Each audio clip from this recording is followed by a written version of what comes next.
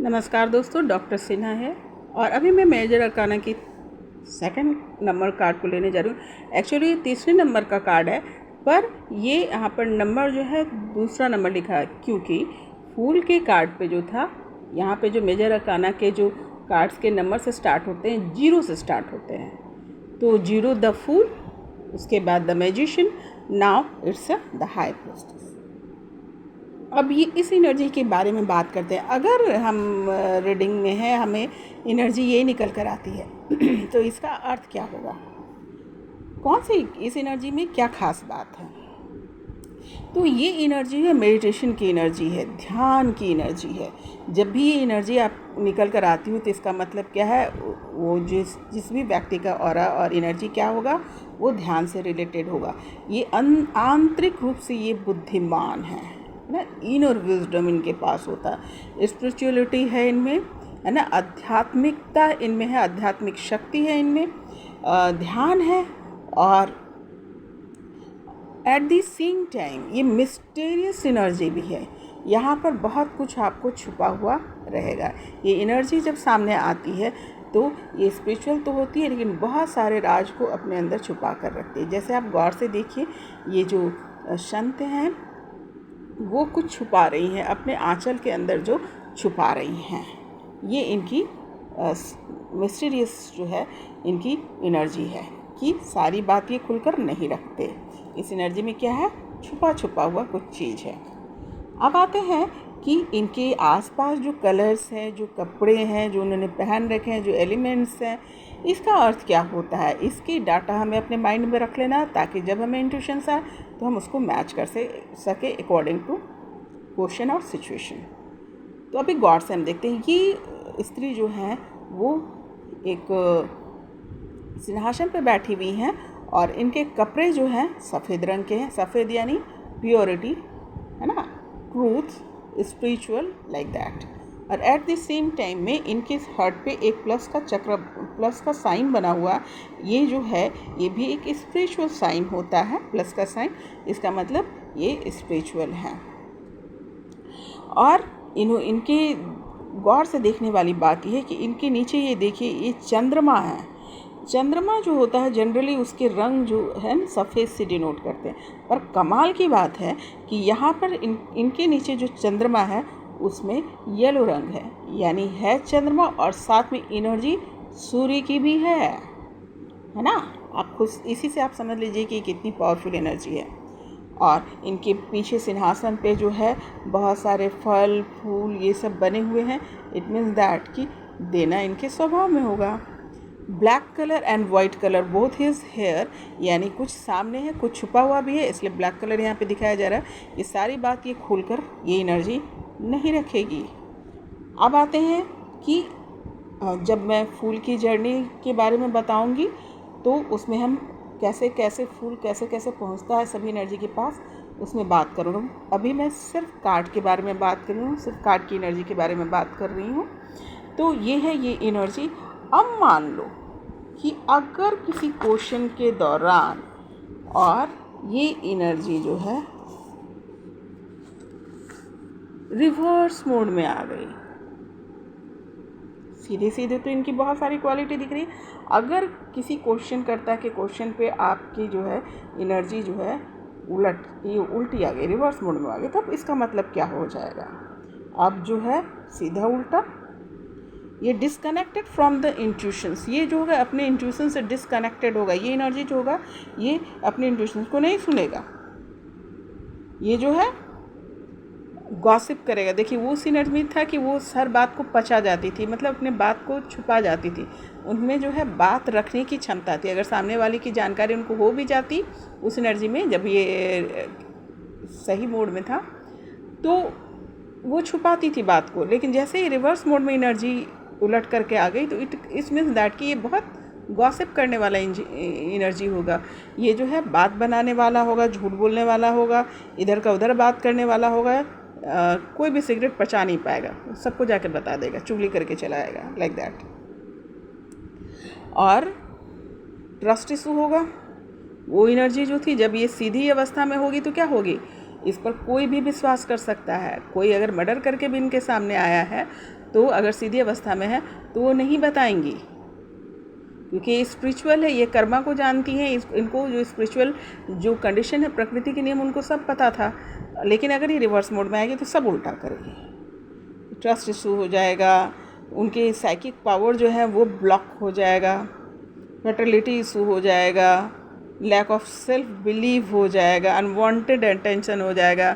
वो जो अगर ये सीधी अवस्था में होंगी तो क्या होगा, इनको अटेंशन से कोई लेना देना नहीं है, ये सिर्फ अपना काम करती है ये एनर्जी, और ईश्वर से जुड़ती है और अचीव करती है। पर अगर रिवर्स मोड में हो गया तो इसको ये एनर्जी जो है अनवांटेड अटेंशन की शिकार हो जाएगी। हर वक्त इसे लगेगा कि लोग मुझे अटेंशन दें। और रिवर्स और सीधे मोड में देख लीजिए जो मैंने बताया, तो ये दोनों कंडीशन में अगर रिवर्स मोड में आता है तो इसका कंडीशन ये हो जाएगा इस एनर्जी की, और यदि सीधी अवस्था में है तो जो हमने बताया वो। अब आते हैं कि अलग अलग प्रश्न और अलग अलग सिचुएशंस में ये एनर्जी की का अर्थ क्या होता है। इस एनर्जी के थ्रू यूनिवर्स जो है किन किन बातों का संदेश देते हैं। जैसे वर्क और फाइनेंस से रिलेटेड जो मेन मुद्दा है मैं उसी को ले रही हूँ, जो लाइफ के मेन मुद्दे होते हैं लोगों के, तो उसी को मैं अभी उठा रही हूँ। जैसे वर्क और फाइनेंस से रिलेटेड लोगों के बहुत सारे सवाल होते हैं, मेरा वर्क कैसे चलेगा, मेरा फाइनेंशियल कंडीशंस क्या है, क्या मैं इस पर काम कर सकता हूँ, इस प्रोजेक्ट पे कर सकता हूँ, उस प्रोजेक्ट पे कोई जॉब ले सकता हूँ, like that. There numbers of question related to work and finances. तो अब क्या है कि ये अगर एनर्जी ये निकल के आ गई तो it means what, things will be slow for some time, क्योंकि ये तो इंट्यूटिव एनर्जी, ये तो ध्यान में रहने वाली एनर्जी है। तो ऑब्वियस है कि काम के प्रति उतना अटेंशन नहीं होगा, ये ध्यान लगाने में इससे ज़्यादा मन लगेगा, है ना। तो यहाँ पर जो है इनकी फाइनेंशियल स्थिति जो है स्लो हो जाएगी। Take financial decision only after investing. आपने क्या करना है, सोच समझ के करना है, स्लो करना है। यहाँ पे ऐसे उठ के नहीं चलता है, क्योंकि ये एनर्जी बार बार जो अट्रैक्ट होती है स्पिरिचुअलिटी की तरफ। तो ऑब्वियस है कि जो लोग स्पिरिचुअल की तरफ जाते हैं जो, तो उनका ध्यान थोड़ा काम वाम पर से हट जाता है। कितने लोग तो काम छोड़ के बैठ जाते हैं कि इतना उनको मन लगता है, इतना वो आध्यात्मिक हो जाते हैं। इसलिए वर्क और फाइनेंस से रिलेटेड जो है यहाँ पर एनर्जी जो है स्लो हो जाएगी, है ना। तो वर्क और फाइनेंस के लिए जब भी सवाल पूछा जाएगा तो आपने कहेंगे कि हाँ होगा लेकिन स्लो होगा। New idea for work which will increase productivity. आपको नए आइडियाज़ के साथ जाना होगा, पुराना काम जो है थोड़ा स्लो हो जाएगा क्योंकि इनका ध्यान बटेगा, लाइक दैट। अब आते हैं लव और रिलेशनशिप में। ऑब्वियस है भाई, जिसका ध्यान जो है स्पिरिचुअलिटी में लग जाएगा, ध्यान करने में लग जाएगा, ईश्वर की तरफ लग जाएगा, तो वो लोग क्या होते हैं, थोड़ा डिफ़िकल्ट हो जाते हैं कम्युनिकेट करने में, फीलिंग्स को कम्युनिकेट करने में स्लो हो जाता है। जैसे अपने प्यार को बोलने में स्लो हो जाएंगे, मैरिज में स्लो हो जाएंगे, क्योंकि उनका ध्यान ईश्वर में लगा हुआ रहेगा। तो मैरिज के लिए भी ये कार्ड जो अगर निकल कर आता है तो आपने ये बताना है कि इट्स नॉट गुड, है ना, क्योंकि ये इनका ध्यान कहीं और लगा हुआ होगा। तो मैरिज और रिलेशन के लिए भी ये कार्ड, ये एनर्जी को अच्छी नहीं मानी जाती है। मतलब ये सांसारिक भाव में रहने वाली एनर्जी नहीं है ना। एंड ऑफ द डे वो क्या करेगी, घूम फिर करके जो है वो अध्यात्म में चली जाएगी, क्योंकि एनर्जी वही है, उसको उसी में मन लगता है, लाइक दैट। अब आते हैं, अब इनकी इस बिहेवियर से लोग क्या करेगा, सांसारिक भाव में तो ये चलेगा नहीं। संसार में आपको एक्सप्रेशन चाहिए, संसार में जो है आपको रिस्पॉन्सिबिलिटी चाहिए, अटेंशन चाहिए, बहुत सारी चीज़ें होती हैं जो सांसारिक भाव में ज़रूरत पड़ती है, जो ये पूरा नहीं कर पाएगा, ये एनर्जी पूरी नहीं कर पाती, ये स्पिरिचुअल एनर्जी है।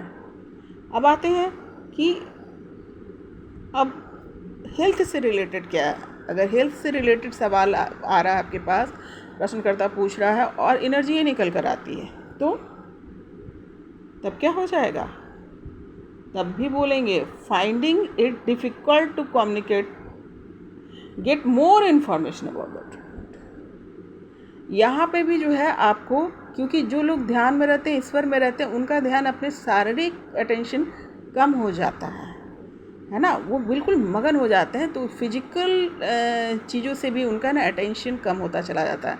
तो यहाँ पर कहा जा रहा है, अगर हेल्थ के लिए एक कार्ड आ जाता है तो आपने एनर्जी आती है, तो आपने कहना है कि भाई जाकर ज़्यादा से ज़्यादा इन्फॉर्मेशन निकालो ट्रीटमेंट से related, listen to your inner voice, और अंतरात्मा की जो तुम्हारी आवाज़ कह रही है उसको सुनो भाई, है ना। क्योंकि ये एनर्जी जो होती है हेल्थ के प्रति उतना कंसर्न नहीं होती, ये कम्प्लीटली बिलीव करती है ईश्वर में और मगन रहती है वहाँ।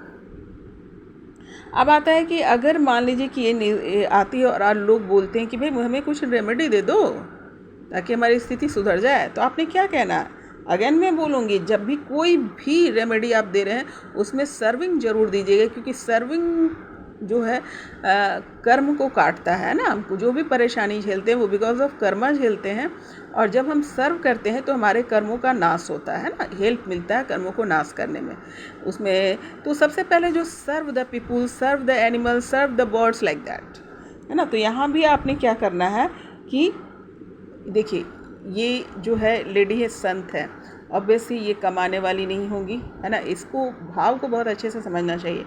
ये कमा नहीं रही होंगी, ये सिर्फ भगवान में मगन होंगी। तो आपने जब ये नीड निकल कर के आए, ये एनर्जी निकल कर आए, तो आपने सलाह देना है कि आप जाके साधु संतों का भोजन का इंतजाम करें। आप जो बहुत सारे साधु संत होते हैं उनको एकदम निर्मल निश्चल भाव से आदर के साथ जो है उनको फूड प्रोवाइड कीजिए, उनकी इज्जत कीजिए, उनके लिए पानी की व्यवस्था कर दीजिए, उनके आसपास सफाई करवा दीजिए, है ना, लाइक दैट। तो आपके कर्मा भी रिलीज़ होंगे, और ये अगर आप साधु संत की सेवा करते हैं तो ऑटोमेटिकली इसकी एनर्जी में जाएंगे, तो आपको फ़ायदा होगा ही होगा। सिर्फ एनर्जी में घुसने मात्र से आपको फ़ायदा हो जाएगा। तो ये बहुत बड़ी चीज़ है, गंभीरता वाली बात है। तो इस प्रकार से आप सजेशन दीजिएगा कि मस्ट गो। सबसे पहले सजेशन तो यही दीजिएगा, किसी साधु संत और ज़रूरतमंद कोई बूढ़ी औरत है तो उसे खाना खिला दीजिए, है ना। भूखी औरत है, बूढ़ी औरत है, कोई बुज़ुर्ग औरत है, तो उन्हें भोजन खिलाइए, है ना, क्योंकि ये फेमिनाइन एनर्जी है। और जो और सांसारिक बातें हैं तो उसमें है कि भाई शिव जी के मंदिर चले जाइए, शिवलिंग पे दूध चढ़ाइए, लेकिन हमेशा याद रखना कि फ़ायदा हमेशा जो है ना सर्विंग वाला ही करता है। क्योंकि और दूसरी बात कि आप ध्यान कीजिए, आप खुद भी ध्यान कीजिए, ईश्वर को याद कीजिए। Internal cleaning it's a must need. Better जो बाहरी आप कर रहे हैं ठीक है, बाहर एक्सटर्नल के फ़ायदे उतने नहीं होते, लेकिन इंटरनल के फ़ायदे बहुत ज़्यादा होते हैं। अगर आपने सर्व कर दिया तो आपके कर्म कटते हैं, सेवा की तो मन में भाव आता है, अच्छा भाव आता है, उससे आपकी जो है लाइन ऑफ लेंथ सही होगी। और अगर आप सोचते हैं कि सिर्फ मंदिर जाके हम दूध चढ़ा देंगे, फल चढ़ा देंगे, हाँ it will work, but not like that, है ना। क्योंकि उसका फ़ायदा वो नहीं होता, क्योंकि आपके उसके दिल पे असर नहीं किया। आपने सारा चीज़ क्या कर दिया, शिव जी पे कर दिया, गणेशा पे छोड़ दिया, या जिस एनर्जी को आप मानते हैं उस पे छोड़ दिया, भरोसे पे छोड़ दिया। यहाँ कि आप खुद से उसको सॉल्व कर रहे हैं, तो खुद से जो करोगे उसका फ़ायदा तो होना ही होना है ना। तो serve the people, serve the animal, serve the person who need, जिनके पास ज़रूरत है उनको जाके सेवा करो, उसकी मदद करो। इससे फास्ट कर्मा रिलीज होता है और परेशानी से आप जल्दी निकलेंगे, बशर्ते कि आने चीज़ों से। तो ये थी रेमेडी। उम्मीद करती हूँ कि आप लोगों को बात समझ में आई होगी, और ये एनर्जी जो है किस प्रकार से सीधी अवस्था में कैसे काम करती है और रिवर्स अवस्था में किस प्रकार से एनर्जी ये हो जाती है, और किस किस प्रश्न का सवाल जो है जवाब कहाँ मिलेगा, और इसमें मौजूद जो ऑब्जेक्ट है उसका मीन क्या है ना, कलर्स का मीन क्या है, ऑब्जेक्ट्स का मीन क्या है। आई विश कि मैंने ये सब बता दिया है, पर ध्यान में रखेंगे। अगर नहीं समझ में आ रहा है तो क्वेश्चन आप कमेंट्स बॉक्स में डाल सकते हैं, मैं इसका जवाब दे दूँगी। तो फिर मिलती हूँ नेक्स्ट कार्ड के साथ। नमस्कार।